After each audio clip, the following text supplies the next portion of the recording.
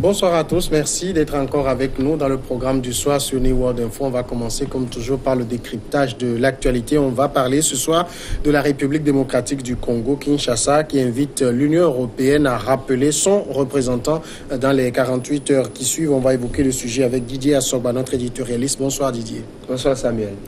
Kinshasa enjoint jeudi l'Union européenne de rappeler dans les 48 heures son représentant en République démocratique du Congo, une mesure de rétorsion après le maintien des sanctions européennes visant 14 personnalités congolaises dont le candidat du pouvoir à la présidentielle. Le gouvernement de la République démocratique du Congo invite instamment le Conseil européen à procéder impérativement dans les 48 heures au rappel de son chef de mission en République démocratique du Congo, a déclaré le ministre des Affaires étrangères Léonard Chi-Okitundu à 3 jours des élections générales prévues dimanche. Didier Assoba, on peut déjà considérer que c'est la réponse du berger à la bergère. Évidemment, c'est la logique. De toute façon, ce n'est pas une surprise. Ce n'est pas nouveau non plus. Kinshasa avait déjà annoncé les couleurs quand elle avait menacé l'Union européenne de mesures de rétention si les sanctions contre la dizaine de personnalités congolaises concernées par les sanctions de l'Union européenne n'étaient pas levées. Et on a vu que pendant que Kinshasa demandait la levée de ces sanctions, les jours qui ont suivi, l'Union européenne a plutôt décidé de reconduire les sanctions jusqu'au lendemain de l'élection présidentielle pour juger de la nécessité de les lever. Et donc Kinshasa, qui attendait plutôt autre décision, s'est vu offensé. Il s'est mis dans tous ses états.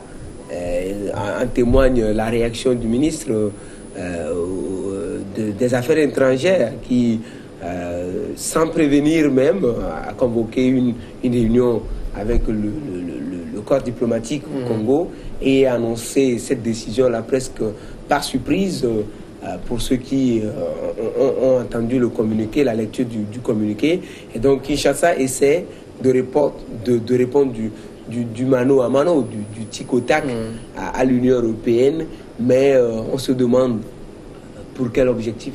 Alors, finalement, pour quel objectif? Mais aujourd'hui, apparemment, sur ce dossier, la RDC ne semble pas vouloir se laisser imposer la volonté de l'Union européenne. Non, évidemment. Les États sont souverains. La RDC, oui, a pris sa décision, elle l'a annoncé. L'Union européenne va s'exécuter, il n'y a pas de problème. Si l'ambassadeur, il n'a pas demandé que l'Union européenne, l'Union européenne rappelle tous les diplomates. Le communiqué est clair, hein? On n'a pas demandé que l'Union européenne rappelle tous les diplomates, mais on a demandé seulement l'ambassadeur. Donc ça veut dire que l'ambassadeur va partir, le chargé des affaires politiques va rester, les chargés des affaires économiques, sociales, ils vont rester. Plusieurs autres diplomates vont rester quand même dans la chancellerie et vont continuer à travailler.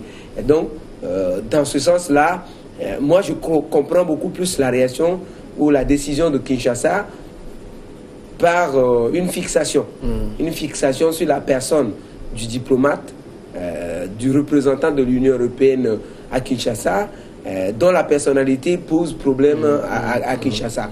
Parce que c'est certainement un diplomate qui ne se laisse pas faire, c'est quelqu'un qui ne veut pas rentrer dans les rangs, il n'est pas intéressé peut-être par les mallettes, et il veut véritablement que la RDC renoue avec les normes démocratiques, notamment en organisant des élections propres, des élections démocratiques et acceptées par tous, en apportant ou en décidant d'apporter autant pour moi, autant que faire se peut de l'appui à des associations de la société civile pour une meilleure organisation du scrutin, vu que l'Union européenne n'a pas jugé important d'envoyer des observateurs sur place. Donc, l'ambassadeur a peut-être défini une autre stratégie qui permettrait à l'Union européenne de s'appuyer sur des associations congolaises qui observent les élections et qui donnent les résultats et un certain nombre d'informations à la chancellerie qui dresse un rapport en bonne et due forme pour le Conseil européen pour décision à prendre par la suite. Ce que certainement le ministre ou le gouvernement congolais, du moins ce qu'il reste de ce gouvernement, puisqu'on l'appelle désormais gouvernement illégitime, illégal, gouvernement de transition et tous les mots qui vont avec, ce gouvernement-là a compris qu'en réalité, il y a une autre stratégie de l'Europe derrière et n'a pas voulu se laisser avoir et a décidé donc de chasser l'ambassadeur. Mais vous savez, les institutions telles que les ambassades, les délégations de l'Union européenne et d'autres institutions sont bien organisées. Sans l'ambassadeur, l'institution va continuer à travailler et je crois peut-être que Kinshasa n'a pas bien mûri cette décision. En prenant cette décision quand même du tic au tac, est-ce que la RDC espère un assouplissement de la part des sanctions prises par l'Union européenne? De toute façon, cette décision n'a rien arrangé et ne vient arranger absolument rien.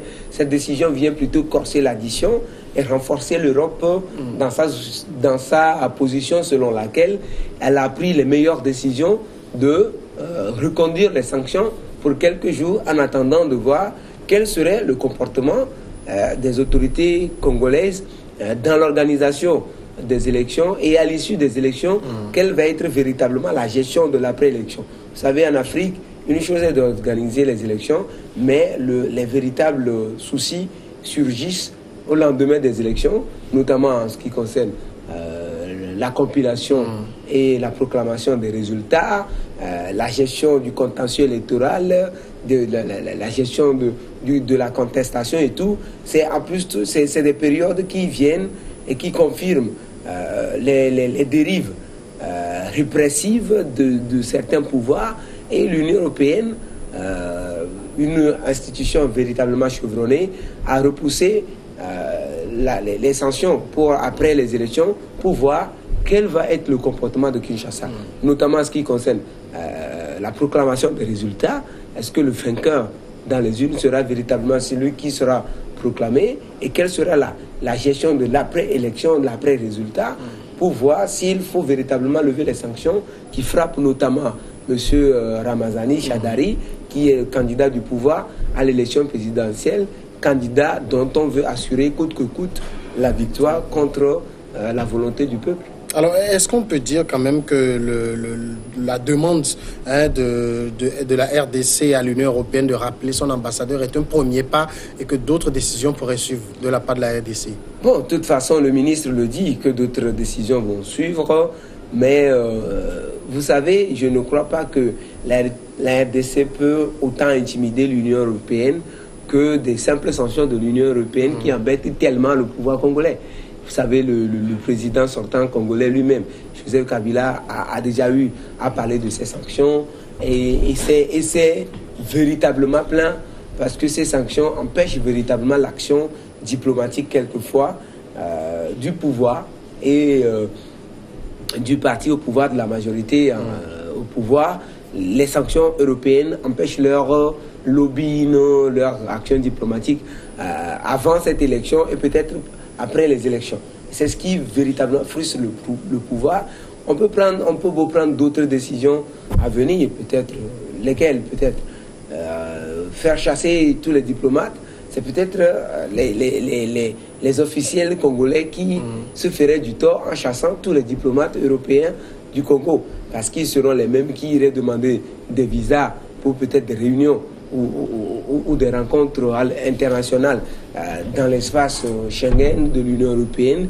Et là, s'ils décident de renvoyer tous les diplomates de l'Union européenne là-bas, c'est eux-mêmes qui se font du tort. L'Union européenne peut se replier, mais Kinshasa et notamment ses autorités auront des difficultés par la suite. Et je crois peut-être que, comme je l'expliquais, c'est véritablement la personne de l'ambassadeur qui pose véritablement problème parce qu'il est devenu ingérable pour Kinshasa, qui a voulu s'en débarrasser le temps d'organiser les élections. S'il le faut, les frauder, proclamer des résultats frauduleux et installer celui qu'on veut installer, celui pour qui on travaille, à ce qu'il gagne les élections et occupe la présidence, en attendant de lever la sanction et pour que l'ambassadeur revienne au pays. Pendant ce temps, ce qu'on voulait faire, on l'aurait eu à faire. Alors, on sait que l'Union européenne a parlé de mesures injustifiées. Quelle pourrait être sa réaction actuellement? Non, est-ce que la réaction que l'Union européenne, la meilleure réaction, c'est peut-être d'accepter de retirer simplement son ambassadeur et d'observer de loin ce qui va se faire en attendant les autres réactions de Kinshasa.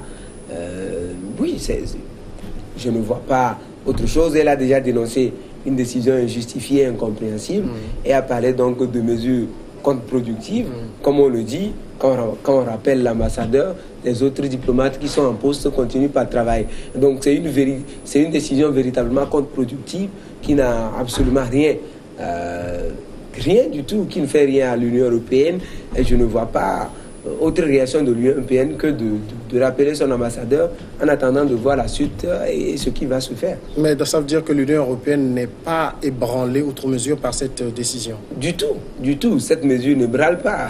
Et quand une institution de cette envergure dit que la mesure prise par Kinshasa est contre-productive, allez-y comprendre beaucoup de choses. Ça veut dire qu'elle n'est même pas touchée, elle ne se sent pas gênée, dérangée. C'est vrai que ça fait un coup de pub. Vous voyez, ça fait un coup de pub. Oui, Kinshasa est en train de renvoyer l'ambassadeur de l'Union européenne. Ça fait un coup de pub. Ça fait un peu de coup pour l'autorité de la nation, enfin, de ce qui reste du pouvoir congolais actuellement. Mais véritablement, c'est une mesure qui ne dit rien en fait. Au fond, c'est rien du tout. Didier Assoba, merci d'avoir répondu à nos questions. Merci Samuel. On observe un moment de pause et après c'est l'invité de ce jour.